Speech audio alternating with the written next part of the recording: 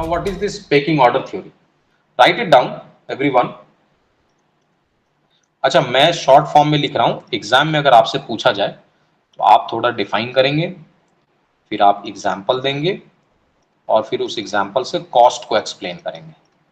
ठीक है, ये 3 काम आपको करना है हर थ्योरी में। Packing order theory. Okay, let's see this concept. So pecking order theory actually says that, it states that company prefer to finance new project first with internal funds. क्या कहते हैं, उसके की कॉन्सेप्ट समझिएगा। कंपनी फाइनेंस करती है new projects को सबसे पहले अपने इंटरनल फंड से, नाउ, या जिसको हम रिटेन्ड अर्निंग्स कह रहे हैं यहाँ पे, है ना। तो हमारा एक कॉन्सेप्ट जो हमने यहाँ पढ़ा था कैपिटल स्ट्रक्चर, इसमें ये भी जोड़ दीजिए।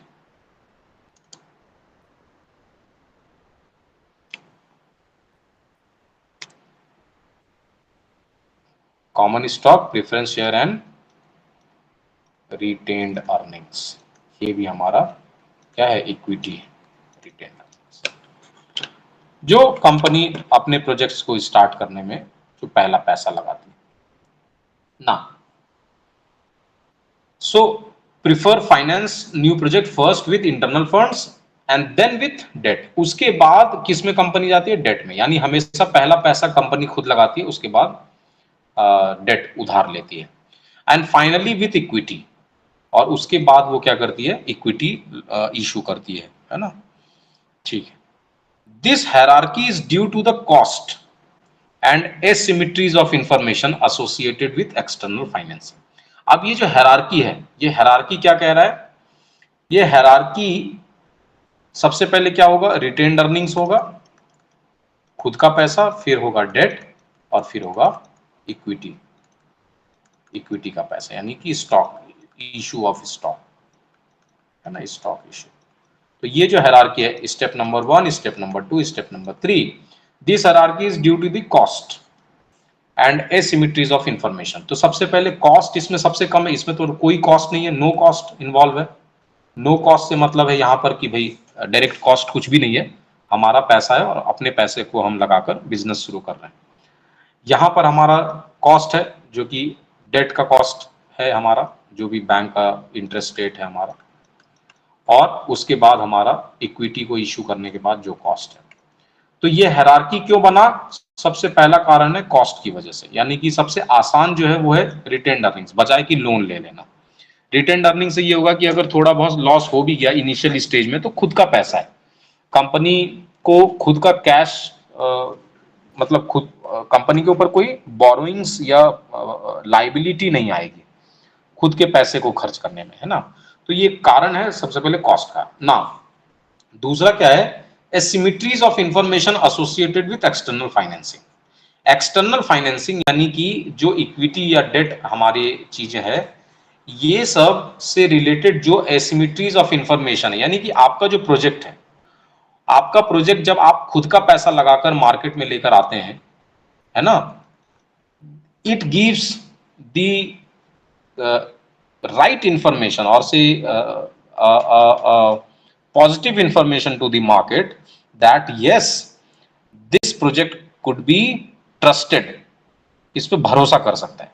भाई मैं कोई बिजनेस स्टार्ट कर रहा हूं मेरे पैसे को लगाकर, तो इस पर भरोसा किया जा सकता है। और अब इसके बाद बैंक, जब भी आप बैंक के पास भी लोन लेने जाएंगे तो वो देखती है कि आपका खुद का बिजनेस आप कहां तक लेकर आए हैं, है ना। तो वो जो एसिमेट्रीज ऑफ इंफॉर्मेशन है वो जरूरी है एक्सटर्नल फाइनेंसिंग के लिए। जो एक्सटर्नल फाइनेंसिंग से एसोसिएटेड जो भी इंफॉर्मेशन है, बाहर से लोन लेना है तो आपकी कंपनी कितनी चल चुकी है, आप क्या प्रोडक्ट में काम करते हैं, कितने दिन से काम कर रहे हैं, आपका रेपुटेशन क्या है, ब्रांड क्या है, आपके ऊपर पहले से कितना लोन है, नई लोन है, तो जो भी एक्सटर्नल फाइनेंसिंग से रिलेटेड सिमेट्रीज ऑफ इंफॉर्मेशन है वो। तो पेकिंग ऑर्डर थ्योरी, पेकिंग एक व्यक्ति का नाम है जिसने ये थ्योरी दी थी, और ये ऑर्डर थ्योरी है, ऑर्डर थ्योरी यानी किसी हायरार्की में हो रहा है। तो पेकिंग ऑर्डर थ्योरी कहती है कि कोई भी कंपनी जब स्टार्ट होती है तो वो हमेशा इसी क्रम में स्टार्ट होती है। तो पेकिंग ऑर्डर थ्योरी कहती है कि always any business starts with the own money and then it goes to the debt and then further it when it get expands it it's issue the equity. Okay, this is all about taking order theory. Okay, now see one example. Company के पास मान लेते हैं, अब एक example मैं इसको green colour से लिखता हूं यहाँ पे।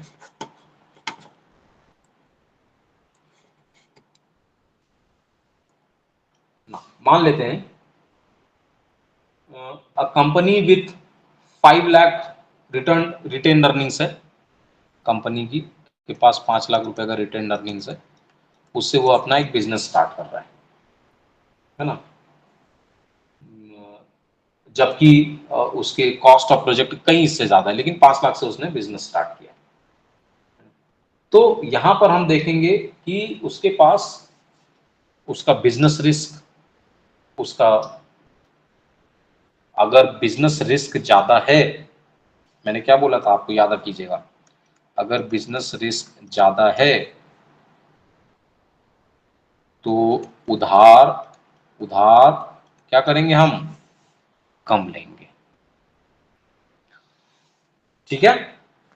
अगर टैक्स रेट, ये सारे एक्सटर्नल फाइनेंसिंग से रिलेटेड इंफॉर्मेशन है, अगर टैक्स रेट ज्यादा है तो आदमी क्या लेने की कोशिश करेगा, डेट लेने की कोशिश करेगा, प्रीफर डेट। अगर टैक्स रेट ज्यादा है तो क्या प्रेफर करेंगे हम, डेट,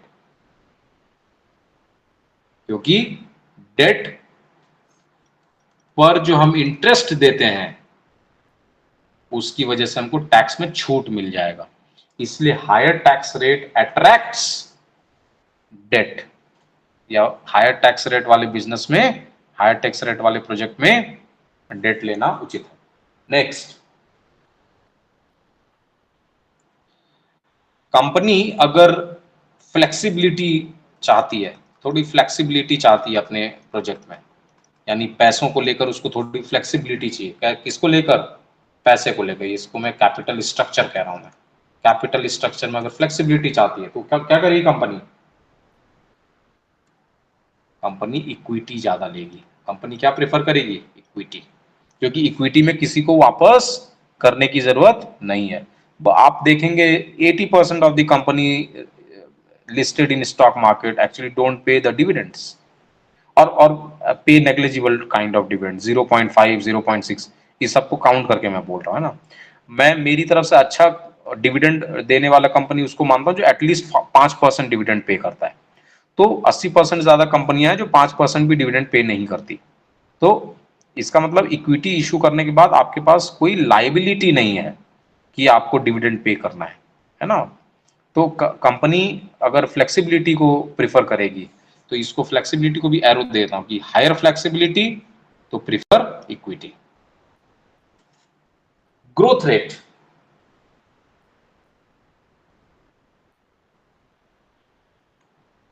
अगर ग्रोथ रेट भी ज्यादा चाहिए, अपने प्रोजेक्ट से बहुत ज्यादा रिटर्न भी आपको चाहिए, तो आप क्या करेंगे, तब भी आप इक्विटी को ही प्रेफर करेंगे, इक्विटी को ही प्रेफर करेंगे, डेट को प्रेफर नहीं करेंगे, क्योंकि डेट में आपको चुकाना पड़ता है पैसा, है ना। So high growth rate firm often use actually less date